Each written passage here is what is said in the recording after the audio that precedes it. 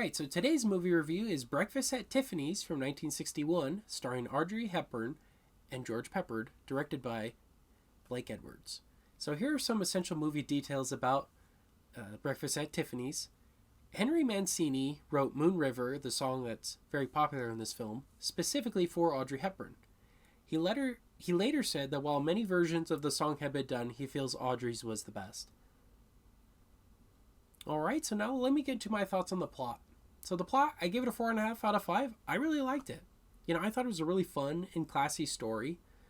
But what really made it for me is when at the end of the film, George Peppard's character, Fred, that's his nickname of course, but he tells Holly how it is, how she's going to keep running into the same problems and needs to give that up. Because she can't run away from herself. She's the cause of all of her problems in her life. And I think what was great was that was the first time someone had truly shown, A, that they loved her, and B, that she needs to get her act together, right? So I really love that. And I was actually ready to give the film a 4 out of 5, just because I thought it was a tad bit long. But I loved that resolution at the end. That really brought it together and really ended on a great note, at least for me. And yeah, that's why I gave it a 4.5 out of 5. Alright, so let's move on to the acting. So the acting, I give it a 5 out of 5. I thought there was a stellar cast. Everyone did well. Audrey Hepburn did well. George Peppard did well. These were really, really good. In fact, I'm not normally an Audrey Hepburn fan. I didn't like her in Roman Holiday or My Fair Lady. I know.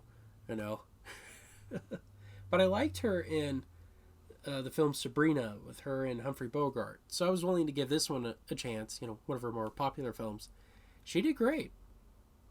You could really feel that under all of her fakeness that there's actual pain there, that no one really understands her. And I love that. That comes across. And I think George Peppard did great too. He's kind of the straight man.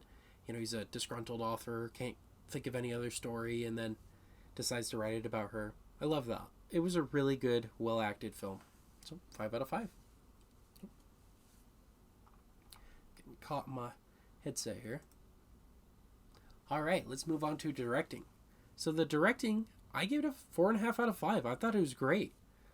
I'll be honest, I don't know if the film is a faithful adaptation of the book. But I will say, just on a side note, I just happened to watch the Seinfeld episode where George is in a book club that's reading the book, but he decides to cheat by watching the movie instead. And it's just hilarious how that all goes about.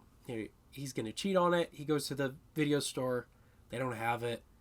And he's like, well, who has it? And the video clerk's like, well, I can't tell you that. It's private information. And then while he's not looking, George looks at the address. It's a father and daughter, trying to watch the movie. And he explains the situation. And it's just really funny.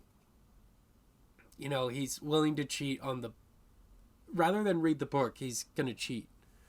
I just think it's hilarious. And funny timing, too. I was not planning it that way at all. I was just happened to be watching it. That was one of the episodes that came up. So anyways, that's a side note. But I love the directing. I thought Blake Edwards did well here. I like a lot of his Pink Panther movies and The Great Race.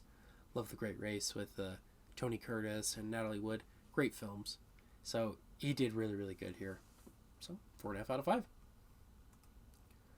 Alright, so for the cinematography and special effects, I gave it a 4 out of 5. I thought it was pretty generic. I think the best camera work was done outside of the apartment because it felt real, like we were really in New York City and whatnot. Whereas in the apartment, it felt more like a set. They looked like set pieces more than they did actual apartments. So that took me out of the movie a little bit, but again, it looked really good. The color was great. All around, beautifully looking film too. Alright, moving on to the music, I gave that a 5 out of 5. There isn't really a score to the movie. In fact, the only real song is Moon River, and I love it. It's a great song. And I think it's one of the best scenes in the film. Again, we kind of get more of an insight into who she really is and how she's feeling and whatnot. So I love that. I think it was a great moment of the movie. And that's why I give it a 5 out of 5. That scene and then the ending scene really sold it for me. Alright, so tallying that all up, that brings my Letterboxd score to 4.5 out of 5 and my Criticlist score a 92%. So would I recommend this movie? Yes, I would. I did not expect to like it. I thought I was going to hate it, but I had a great time. I think this and Sabrina are Audrey Hepburn's best films. I'm still more of a Katharine Hepburn fan, even though they're not related at all, but if I had to pick a Hepburn, I would pick Katharine, but I still had a good time with this one. And I love the ending. Again, I keep mentioning it, and the Moon River song. Those are what really sold the movie for me. And so, yeah, those are my thoughts on Breakfast at Tiffany's from 1961, and that's today's movie review.